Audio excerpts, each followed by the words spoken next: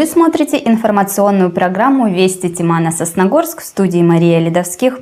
Здравствуйте! Сегодня в выпуске. Новогодняя премьера. Артисты известного театра Республики Коми выступили на сосногорской сцене с новой постановкой. С заботой о природе местное лесничество напоминает гражданам о порядке сруба новогодней ели. Итоги года. Члены комиссии по чрезвычайным ситуациям подытожили работу за 12 месяцев. Владимир Уйба встретился с Александром Исаковым. Мужчина на свои средства приобрел для участников спецоперации из Коми багги. Это такой компактный мотовездеход, который позволит нашим бойцам проводить разведку, перевозить боеприпасы и вывозить раненых. Помочь с приобретением такой техники несколько дней назад главу попросили наши воины. На призыв о помощи откликнулся сосногорский предприниматель Александр Исаков. Вчера технику перевезли в Сыктывкар и передали фонду «Добрая республика». Багги подготовят к перевозке на фронт в автохозяйстве главы Коми, а затем вместе с гуманитарным грузом отправят в зону проведения спецоперации. Подробности в репортаже наших коллег телеканала «Юрган». Этим фотографиям всего 10 дней. УАЗ наших бойцов подорвался на магнитной мине, которую сбросили на прифронтовую дорогу с вражеского дрона. Как итог, 3 раненых, а машина, вы сами видите, как говорят, отнесена к боевым потерям. А днем ранее наши ребята целый день не могли вывести своих раненых товарищей из-под огня. Выручило соседнее подразделение. На небольшом вездеходе получивших ранения бойцов удалось вывести в зону эвакуации. Таковы реалии фронта. Да, республика прикладывает все усилия, чтобы помочь передовой. Направляют приобретаемые на средства благотворителей УАЗики и Нивы. Но жизнь этих рабочих лошадок на переднем крае, под вражеским огнем, зачастую непродолжительна. На просьбу наших бойцов помочь в исполнении боевой потери первым откликнулся предприниматель из Сосногорска Александр Исаков. Ребята просили наиболее мобильный и в то же время проходимый транспорт – багги, и его нашли.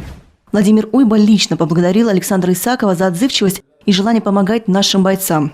За пару дней сосногорский предприниматель на собственные средства приобрел технику и уже сегодня доставил ее в Сыктывкар. Спасибо большое.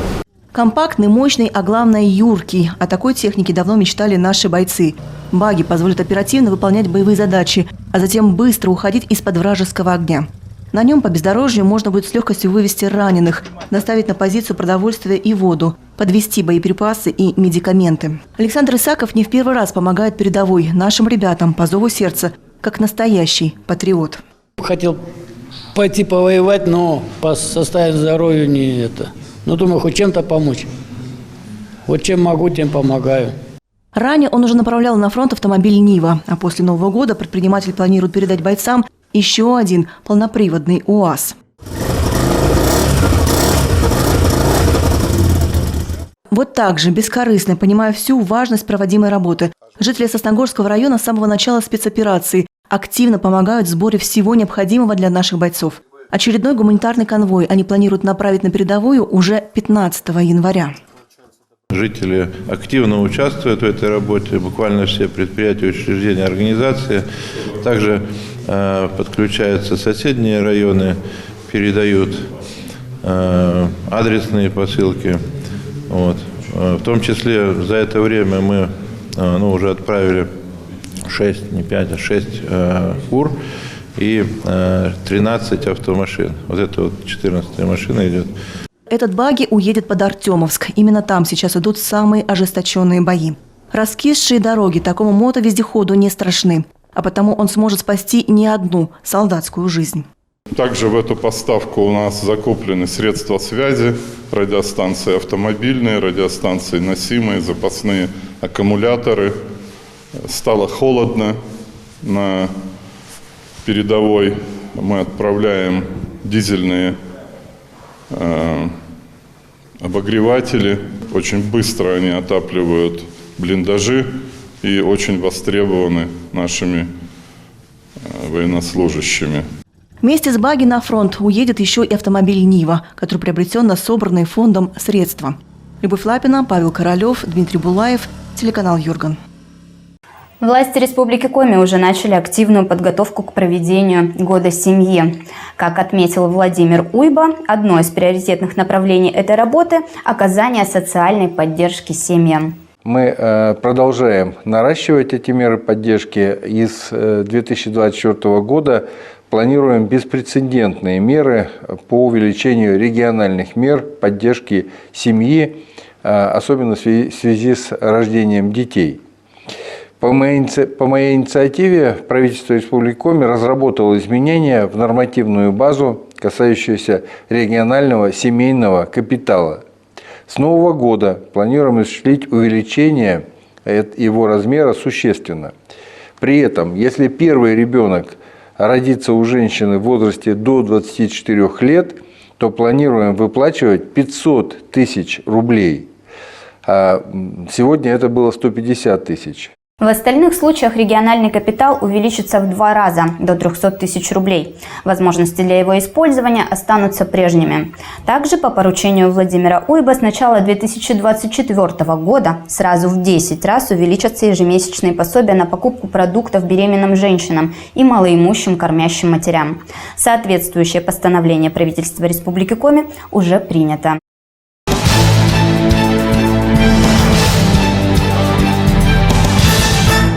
В администрации Сосногорского района состоялось итоговое заседание комиссии по чрезвычайным ситуациям. На нем был отмечен добровольный пожарный из поселка Керки, а также были подведены итоги смотра конкурса среди школ. Подробности в репортаже Полины Вивденко. Итоговое заседание комиссии по чрезвычайным ситуациям началось с награждений. Благодарность получил добровольный пожарный из поселка Керки Сергей Махнырь. Уже 10 лет он первым оказывается на месте возгорания, чтобы оказать помощь. Сергей также является смотрителем пожарного депо, занимается обслуживанием и ремонтом автомобилей, чисткой водоемов. В 2015 году доброволец вывел из огня человека. Горел жилой дом, многоквартирный. Ледовой переправы не было. Завел снегоход, поехал и приступил к тушению. То есть подъездов не было, ждали прибытия автомобилей из города. Приехали и также участвовал подвоз воды, разматывание рукавов. Бабушку вывели с жилого дома. Там горело, все, задымленность была. В связи с ходатайством начальника 28-й пожарно-спасательной части Сергей Махнырь был поощрен денежной премией. Далее были объявлены победители смотра конкурса на лучший кабинет по предмету «Основы безопасности жизнедеятельности». Соревнование проводилось среди школ и организаций профессионального образования Сосногорского района в октябре. Среди школ первое место заняла кадетская. Технологический техникум стал победителем в своей категории. Исполняющая обязанности начальника управления по делам ГО и ЧС Наталья Судакова в своем выступлении с докладом зачитала оперативную сводку на 1 декабря по итогам года. Всего пожаров было 65, пострадавших 1, к сожалению, 4 погибших. Лесные пожары – 7 пожаров на площади 8,5 гектаров. Количество людей, пропавших, заблудившихся в лесу, было 9 человек, все благополучно найдены. 1 человек у нас погиб на водных объектах. Было 42 ДТП с пострадавшими и погибшими. Пострадавших у нас 56 человек, из них 7 человек детей, погибших нет. Также Наталья Александровна отметила, что Сосногорская единая дежурно-диспетчерская служба вошла в тройку лучших в регионе. По итогам смотра конкурса на звание «Лучшая ЕДДС» муниципального образования Республики Коми. Далее с докладом о ходе развития службы выступила ее начальник Елена Шолохова. Полина Вивденко, Павел Дурников, Вести Тимана, Сосногорск.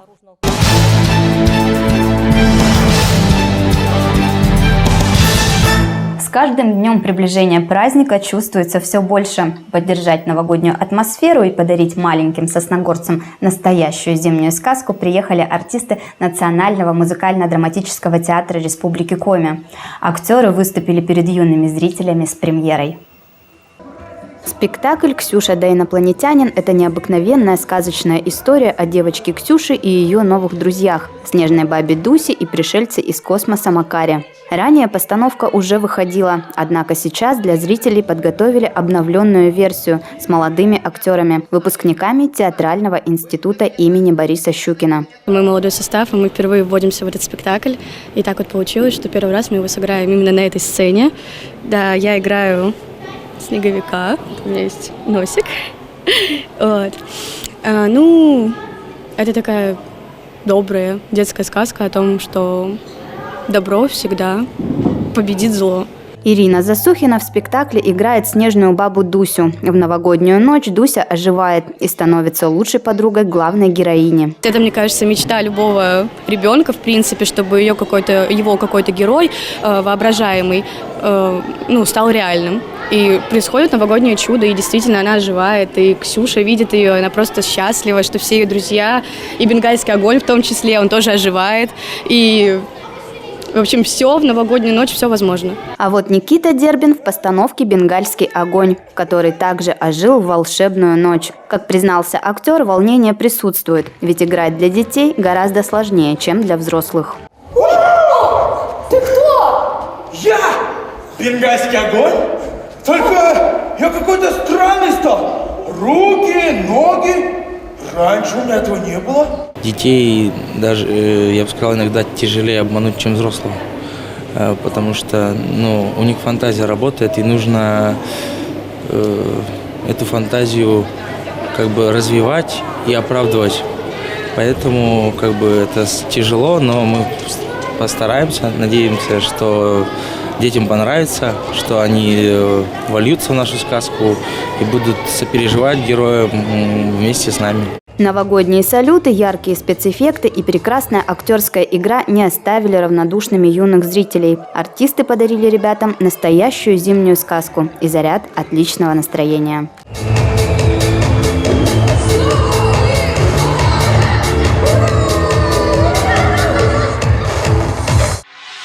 А для тех, кто мечтает оказаться на сцене, в этот же день прошла классная встреча с артистом драмы Смирновой Ангелиной. Ангелина окончила Театральный институт имени Бориса Щукина, после чего вернулась на родину и пополнила ряды творческой группы Национального музыкально-драматического театра Республики Коми. Приехала на мастер-класс для того, чтобы побеседовать с ребятами, ответить на вопросы, возможно, которые их интересуют, которые они бы хотели задать действующим артистам, которые играют в театре. Я являюсь представительницей Национального музыкально-драматического театра Республики Коми, также являюсь педагогом по сценической речи.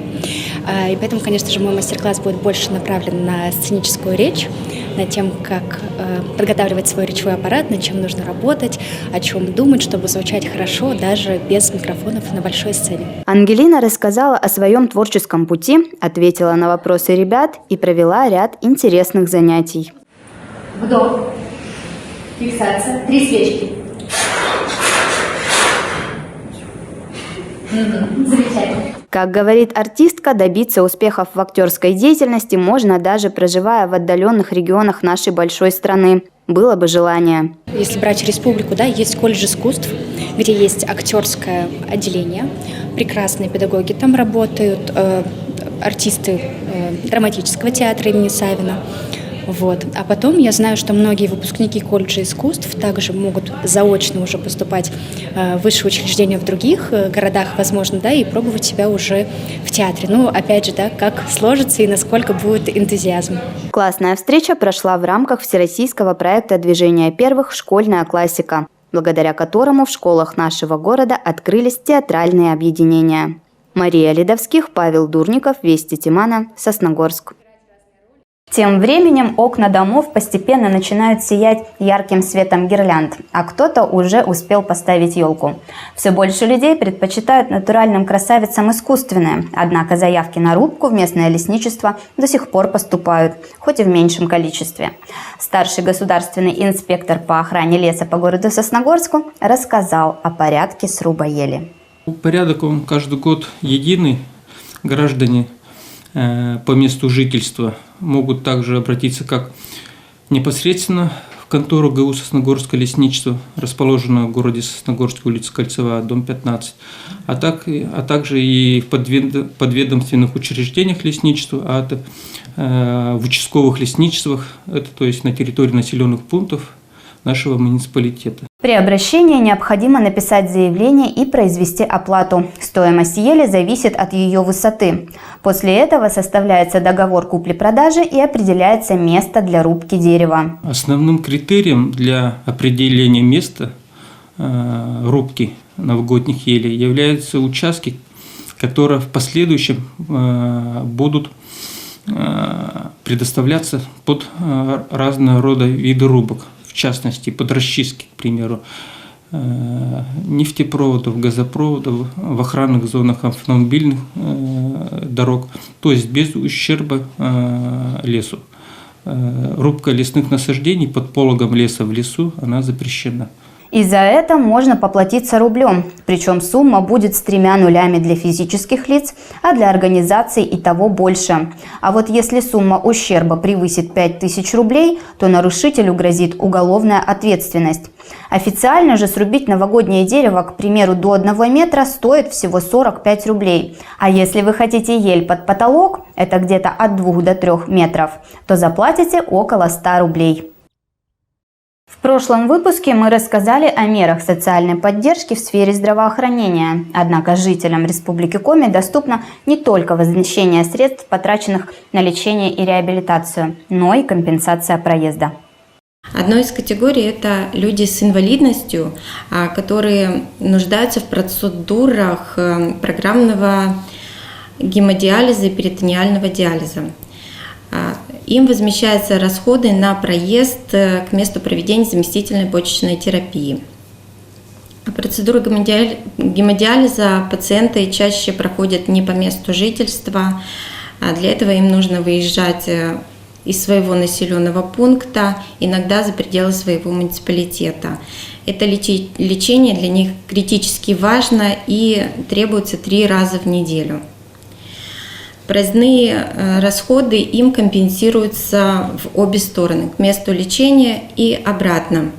Также возместить расходы на проезд в медицинские организации республики могут и онкобольные. Раньше услуга была доступна только тем, кто проживает в труднодоступных местностях. В ноябре же были внесены изменения, которые позволяют воспользоваться помощью независимо от места проживания. О подробных условиях компенсации можно узнать, обратившись в Центры соцзащиты.